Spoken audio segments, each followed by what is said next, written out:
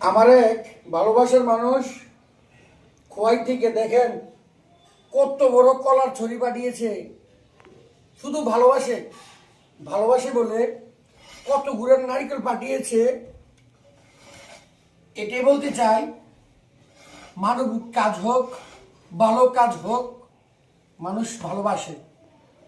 তো এত দূর থেকে এত বড় একটা কলার ছড়ি পাঠিয়েছে আমাদের জন্য। আমার ভাইকে মন থেকে স্যালুট জানাই। প্লাস আমি চাই এই মানবতার কাজে সবাই আসুক, সবাই মানুষের পাশে দাঁড়াক।